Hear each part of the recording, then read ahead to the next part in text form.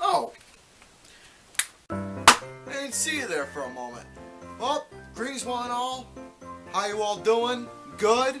Merry Christmas to everybody out there. I hope you all are enjoying yourselves, getting yourselves prepared for the holidays, getting your Christmas shopping all wrapped up, literally, and getting yourself your favorite holiday treats like hot chocolate, the peppermint bark, cookies, cakes, the fruit cakes, hot chocolate, candies, more hot chocolate, your sponge candy. Oh wait, that's local.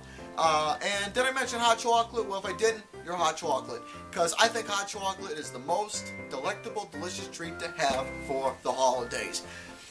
But yes, folks, welcome all. It is now time for that warm, three-part holiday special where I go over 2 holiday movies and 1 Christmas classic TV special. But folks, let me just get this out of the way. Let's just cut the shit with the whole Christmas festive music. We're going to do this the Mr. Garrison 96 way.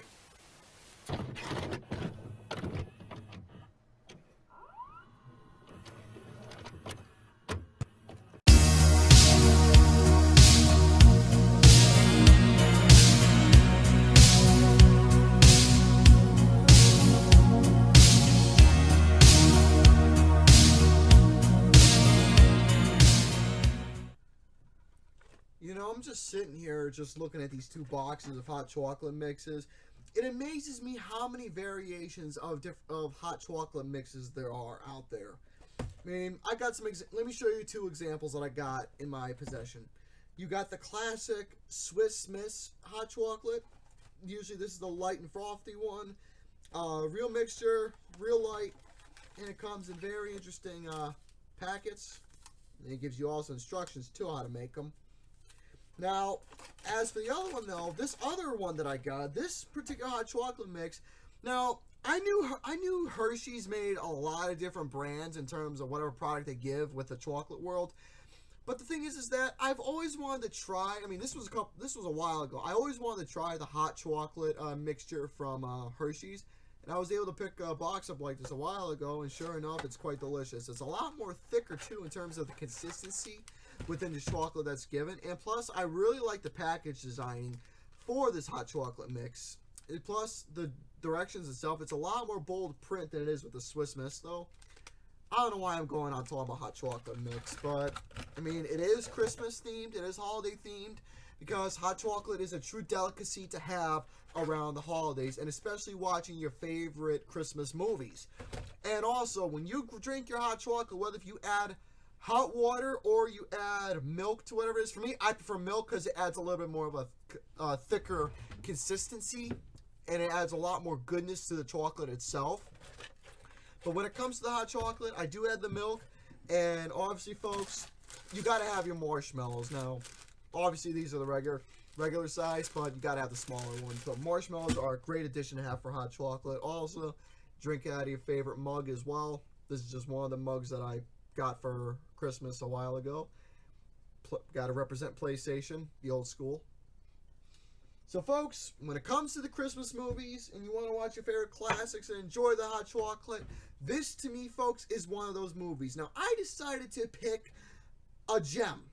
To me, it's an amazing gem, and it's definitely falls into the categories within the Muppets realm. Now, everybody knows the Muppets. I grew up watching the Muppets. I love the Muppet Show. It was old. I loved the guests that they brought in, and I loved specials that they did for their little television program. Absolute classic stuff. And you gotta love the Muppet movies. The first Muppet movie, then you got the Muppets Take Manhattan, which is to me the best one. Then you got the Muppet Caper, and of course you gotta have a Christmas classic with the Muppets, where they did their own adaptation of A Christmas Carol, which is a beloved classic story by Charles Dickens. And alone, Christmas Carol got so many adaptations. Now, a while ago, I did discuss the Jim Carrey version of A Christmas Carol. And also, you got the original one that came out in, 1940? No, there was an original one that came out in, 1938, I think it was? 1938? I think that's when it came in 1938, 1939. I don't remember when it was. But obviously, there was animated versions, and there is the cartoon, and there's the, well, obviously cartoons, falls in the animation, then you got live adaptations. Basically, Christmas Carol, that film got so many remakes after remakes after remakes, so many versions, so many platforms. But we're discussing the Muppet version. Now, I'm going to reiterate, if I'm saying that word correctly, reiterate, big word, of what A Christmas Carol is about. So Ebenezer Scrooge, who is played by Michael Caine, is a grumpy, stubborn man who runs a tax-paying business. And when I say plural, grumpy, stubborn man, how you all doing? Alongside his heartwarming, loving partner, Bob Cratchit, who has a little family of his own, son Tiny Tim, played by Kermit. It's a Christmas time, and Bob Cratchit asks Scrooge for a day off to celebrate the holidays, which he does get his request approved, but he had to return to work the next day. But, which given the request upon, once Scrooge closes his shop, he immediately heads home and is visited by his former partners, Marley and Marley. Now, they warn Scrooge he's going to be visited by 3 ghosts, the past, present, and future. These ghosts have to change Scrooge's ways or else. So, folks, there is your plot for this particular movie, well, for the story itself.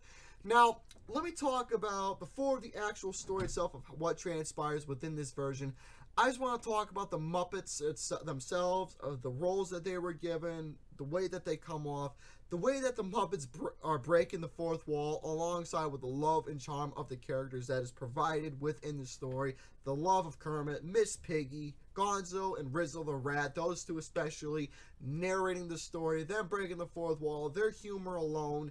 It's just absolutely classic, and the thing is that Rizzo and Gonzo, those two have done so much together within the Muppet realm that they are just a perfect pairing, and their slapstick humor, their gags, or whatever it is that they say, it's classic.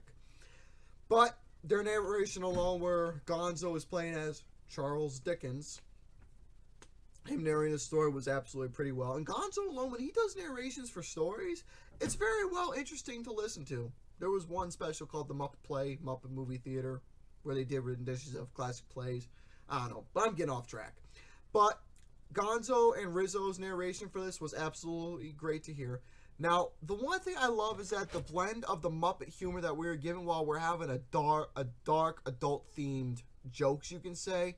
Now, as the film progressed later on in the movie, there was some adult-themed jokes that was quite depressing, quite sad that they were laughing about. But again, during that time, especially where it fits the theme of the story itself and who our main character is, yeah, I mean, it is fitting, but at the same time, I don't know if I can say it was okay to laugh at, because those kind of jokes and humor was a little bit, at least for too much for me, especially with the manner being kid-friendly and such. Yeah, it was a little too much for my convenience, especially, again, with the theme. But, still, I really liked how they were able to take that blend within that Muppet themed with the Muppet humor and alongside that adult theme. The blend itself was very interesting. Now, the mixture of emotions throughout the story. You got your happy, you got your heartwarming, you got your smiling, and of course, you got your sad moments where later in the film, the Ghost of Christmas Present, well, which is the Ghost of Christmas Future, well, which is death. Ebenezer Scrooge, that whole sequence alone speaks for itself. But again, hearing about Tiny Tim and what transpires there, of course, we all know that is sad, it's depressing, but again, the way that it flips afterwards, you get the idea. But yes, the whole entire mixed emotions with the film itself is heartwarming, it's beautiful, and really investing. Next up is the musical numbers were absolutely touching.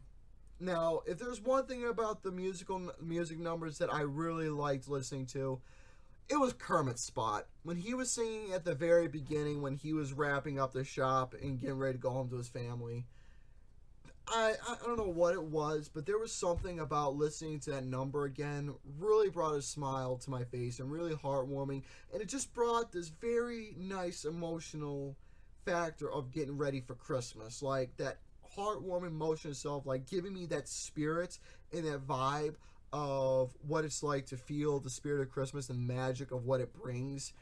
So that particular number alone was really touching, and it was great hearing Kermit have a nice spot once again in any Muppets film. And this one alone was something special. Now, Michael Caine as Ebenezer Scrooge was a very investing and interesting not only pick for actor wise, but also performance. I really like the fact how he really portrayed the Ebenezer Scrooge character. Not only the look, but also the mannerisms and the tone of voice, especially, and how he was able to really sink in within the character itself on who Ebenezer Scrooge is and how he changes his ways after once he is done visiting the Christmas spirits.